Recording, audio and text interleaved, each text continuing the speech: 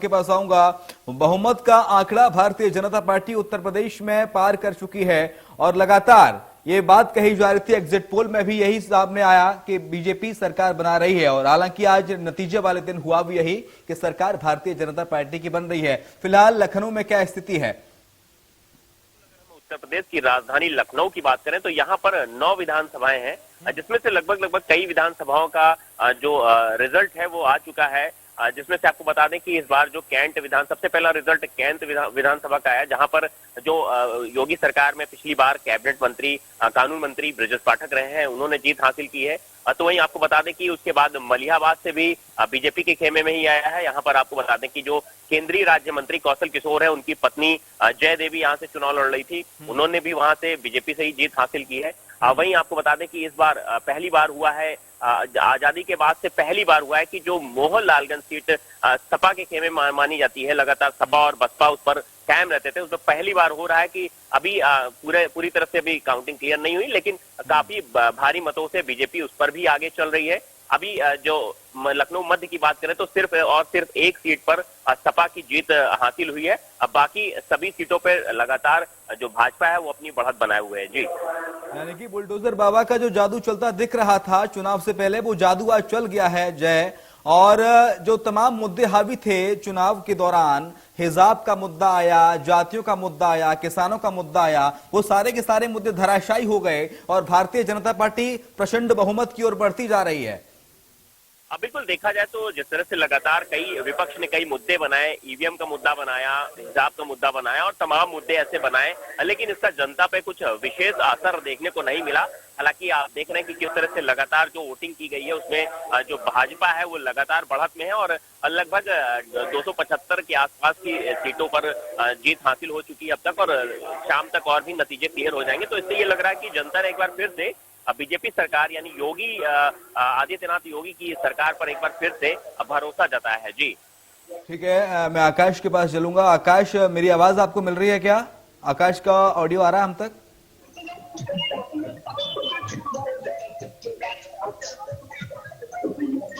आकाश, मेरी आवाज मिल रही है आपको?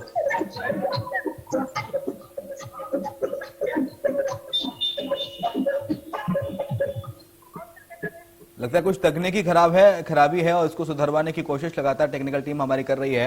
मैं अभी के पास आऊंगा जय। देखिए, बहुमत का आंकड़ा तो भारतीय जनता पार्टी पार कर चुकी है, लेकिन शाम अभी होना बाकी है। नतीजे धीरे धीरे करके जो रुझान आने लगे हैं, जो रुझान आ रहे हैं, शाम को और भी स्थिति स्पष्ट हो जाएगी। तो इसमें विपक्षी दलों की किस तरह की प्रतिक्रिया सामने आ रही है, चाहे वो बीएसपी हो, चाहे वो समाजवादी पार्टी हो, चाहे वो कांग्रेस हो, क्योंकि कांग्रेस ने इस बार काफी हद तक महिलाओं को टिकट दिए थे, महिलाओं को भी मुद्दा बनाया था। अब बिल्कुल अगर देखा जाए हम कांग्रेस की बात करें तो कांग्रेस का जो लड़की हूं लड़ सकती हूं का एक स्लोगन बना करके महिलाओं को आगे किया था, लेकिन उसका कुछ खास असर नहीं देखने को मिला। हालांकि इस बार अगर आंकड़े जुटाए जाए तो आधी आबादी यानी महिलाओं ने बढ़ चढ़कर हिस्सा जरूर लिया, लेकिन वो कहीं ना कहीं वो वोट जो था वो भाजपा के खेमे में आ गया। वहीं अगर हम बीएसपी की बात करें तो शुरू से ही देखा जा रहा है कि जो बहन जी है मायावती, वो बहुत ज्यादा उन्होंने न रैलियां की, वो शुरू से ही अपने हथियार डाल चुकी थी। वहीं अगर हम सपा की बात करें तो सपा ने जरूर ताकत लगाई थी, पुरजोर कोशिश किया था जो सपा के राष्ट्रीय अध्यक्ष अखिलेश यादव ने, तमाम रैलियां की, तमाम रथ यात्राएं निकाली, लेकिन उसका भी कुछ खास असर देखने को नहीं मिला, क्योंकि जिस तरह से भाजपा बढ़त में लगातार बनी हुई है उससे तो यही जाहिर हो रहा है कि एक बार फिर से जो जनता ने भाजपा पर ही विश्वास और भरोसा जताया। जी ठीक है आकाश, मेरी आवाज आपको मिल रही है अब?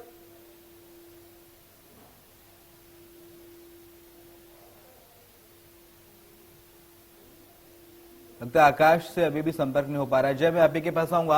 हाल ही में कुछ दिन पहले जय एक वीडियो वायरल हुआ था, वीडियो वाराणसी से आया था। अखिलेश यादव ने आरोप लगाया था कि ईवीएम को ट्रक में ले जाया जा रहा है, हालांकि ईवीएम को सस्पेंड किया गया सरकार की ओर से।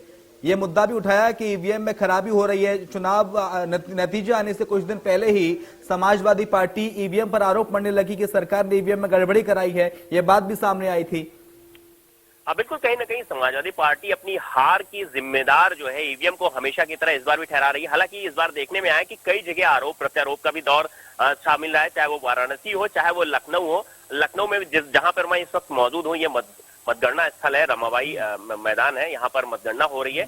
यहाँ पर कुछ दिन पहले ही जो यहाँ के एडीएम है उनकी गाड़ी से जो यहाँ पर सपाई लगातार पहरा दे रहे थे ईवीएम को लेकर के, उन्होंने उनकी गाड़ी से हथौड़ी और तमाम चीजें बरामद की और आरोप लगाया कि ये ईवीएम को खोलने के लिए ले जाया जा रहा। हालांकि ये सब चीजें अमूमन जो सीलिंग पैकिंग के लिए हमेशा अधिकारियों के पास रहती हैं, तो कहीं ना कहीं उन्होंने ये भी आरोप लगाया। तो कहीं ना कहीं समाजवादी पार्टी अपनी जो हार का ठीकरा है वो कहीं ना कहीं ईवीएम पर फोड़ने के लिए फिर से तैयार है। जी।